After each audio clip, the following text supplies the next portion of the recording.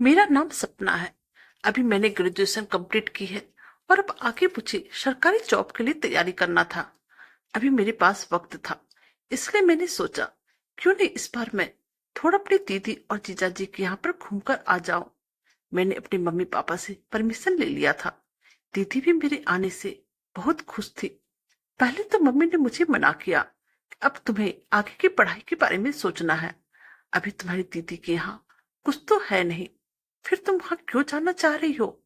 मैंने कहा, माँ, एक बार मैं फिर से पढ़ाई करने लगूंगी तो मुझे कहीं भी जाने का मौका नहीं मिलेगा। बस मैं 1 महीने के लिए दीदी के यहाँ जाना चाहती हूँ। और देखो, दीदी भी मेरे आने से कितने खुश होंगे। वह तो मुझे कब से बुला रही थी, पर मेरे पास ही टाइम नहीं था। मेरी बात सुनकर माँ कुछ नहीं बोली और सिर्फ इतना ही कहा, ठीक है, तुम्हारा मन है तो तुम चली जाओ। मेरी माँ इसलिए दीदी के यहाँ मुझे भेजने से डर रही थी क्योंकि मैं एक जवान लड़की थी और माँ का कहना था अभी ही कदम फेंकने के समय होते हैं। अगर कहीं किसी तरह की ऊंच नीच हो गई तो तुम्हारी दीदी का ससुराल भी बदनाम हो जाएगा। आखिर माँ का भी सोचना बिल्कुल सही था, क्योंकि आज के युग में कहाँ क्या हो जाए किसी को कुछ नहीं पता। फाइनली वह दिन आ गया जिस दिन मैं अपनी दीदी और जीजा जी के यहाँ जा रही थी।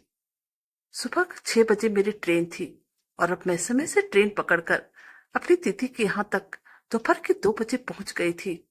जैसे ही मैं अपनी दीदी के यहाँ पहुंची तो घर पर जीजा जी भी मौजूद थे। मैंने उन्हें देखकर प्रणाम किया और फिर उन्होंने मेरा हालचाल पूछा और उसके बाद जीजा जी अपने ऑफिस के काम से बाहर चले गए। दीदी और जीजा जी का एक लड़का था जिसका नाम मोनू था। वो बहुत ही शरारती था और स्कूल जाता था। मुझे देखकर दीदी बहुत ही खुश हुई थी। उसके बाद उन्होंने मुझे प्यार से बिस्किट नमकीन नाश्ता वगैरह करवाया और बोली, अब तुम अच्छे से फ्रेश हो जाना, उसके बाद हम लोग मिलकर खाना खाएंगे। मैं बोली, ठीक है दीदी। थोड़ी देर बाद मैं फ्रेश होकर आई। फिर मैंने दीदी और मोनू से एक साथ बैठकर खाना खाया और अब मैं आराम करने के लिए कमरे में आ चुकी थी। थोड़ी देर में मैं सो गई और फिर अब शाम के 5 बज रहे थे।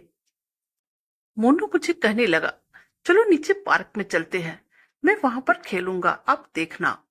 दीदी को कहकर थोड़ी देर के लिए बाद मैं मोनू को लेकर नीचे पार्क में चली आई। अभी मैं पार्क में बैठी ही थी और मोनू वहीं पर और भी बच्चों के साथ मिलकर खेलने लगा। मैं चुपचाप से अकेले बैठी थी। अचानक से मैंने देखा एक लड़का जो कि मेरी उम्र का था मुझे बहुत ही गौर से देख रहा था। पहले तो मैंने उसे इग्नोर किया, लेकिन जब वो मुझे एकटक देखता रहा तो अब मैं भी उसे गौर से देखने लगी। वो लड़का देखने में काफी खूबसूरत और हैंडसम था। उसका गोरा रंग और गठीला बदन मुझे बहुत ही आकर्षित करने लगा था। और अब जैसे ही हम दोनों की नजर एक हुई तो मैं शर्मा कर अपनी नजर नीची कर ली और फिर मोनू को लेकर वापस घर चली आई। घर आने के बाद भी पता नहीं क्यों वो लड़का मुझे बार बार याद आ रहा था। दीदी और जीजा जी किसी काम से शहर के बाहर गए हुए थे और मोनू स्कूल गया हुआ था और आज मैं घर पे बिल्कुल अकेले थी। मैं बालकनी में बैठी हुई बाहर बच्चों को खेलते हुए देख रही थी कि अचानक से कॉल बेल बजने की आवाज आई। मैंने आकर दरवाजा खोला तो मैंने देखा कि वही लड़का जो कि उस दिन मुझे पार्क में मिला था मेरे सामने खड़ा था। मैं उसे देखकर मुस्कुराई तो वह भी मुझे देखकर मुस्कुराने लगा और फिर वो मुझे जीजा जी के नाम लेकर उनके बारे में पूछने लगा। मैंने उससे कहा, दीदी और जीजा जी आज किसी काम से शहर से बाहर गए हैं, रात तक वापस लौट आएंगे। मेरे मुंह से ये सुनना था। वह मुझे बहुत ही गौर से निहारने लगा। उस समय मैंने सिर्फ टी शर्ट और कैफरी पहना हुआ था। अब वह बार बार मेरे जिस्म को ही देख रहा था। उसकी नजर थी कि वहां पर से हट ही नहीं रही थी। धीरे धीरे वो मेरे करीब आने लगा तो न जाने मुझे भी क्या हुआ। मैं उसे मना ना कर सकी। घर में तो कोई और था भी नहीं, मैं बिल्कुल ही अकेली थी। अब वह लड़का मेरे इतने करीब आ गया कि उसने मेरे ओठों को किस करना स्टार्ट कर दिया और मुझे यहाँ वहां छूने लगा। उसका छूना मुझे बहुत ही अच्छा लग रहा था और फिर न जाने मुझे भी क्या हुआ। उसको ऐसे करने से मैं मदहोश होने लगी थी और उसकी बाहों में समाने लगी थी। अब उस लड़के ने अपनी गोद में उठाकर मुझे मेरे बेडरूम में ले आया और फिर एक एक करके मेरे सारे कपड़े लगा मैं मन ही मन शर्माने रही थी, लेकिन उतना ही मुझे अच्छा भी लग रहा था। वह लड़का अपने ऊपर था और मेरे ओठों को चूम रहा था, मुझे भरपूर प्यार कर रहा था। प्यार करते करते हम दोनों इस कदर बहक गए थे, करीब 1 घंटा तक हम दोनों को कुछ होश नहीं रहा। उस लड़के ने मुझे वह प्यार दिया जो कि मुझे पहले कभी भी नहीं मिला था। मुझे दर्द तो हो रहा था, लेकिन उस दर्द में मुझे बहुत ही अच्छा लग रहा था, क्योंकि वो लड़का मुझे ऐसा प्यार कर रहा था जैसे मैंने पहले कभी भी नहीं किया था। यह मेरा पहला प्यार का पहला एहसास था। इसके पहले मुझे किसी ने भी नहीं छुआ था। उस लड़के ने मुझे इतना भरपूर प्यार किया कि मेरा अंग अंग मदहोश हो चुका था। अब वो मुझे कहने लगा, आप इतनी खूबसूरत हो कि लगता है मैं आपको चूमता ही रहूं। और फिर मेरे साथ खेल खेल जा चुका था। मैंने थोड़ी देर आराम किया और फिर उसके बाद बाथरूम में नहाने के लिए चली गई। अब घड़ी में 3 बजने वाले थे और मोनू स्कूल से आने वाला था।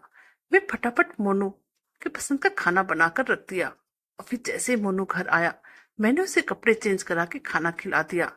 अब हम चोरी छुपे रोज मिलने लगे थे और रोज हमारा वही काम, एक दूसरे को बेइंतहा मोहब्बत करना, एक दूसरे को ओठों को ऐसे किस करना जैसे कि पहली बार ही सब कुछ हो रहा हो। ऐसे करते करते 1 महीने की छुट्टी कैसे निकल गई मुझे पता भी नहीं चला। मेरी छुट्टी खत्म हो गई थी और मैं अब अपने गांव जाने के लिए तैयार थी।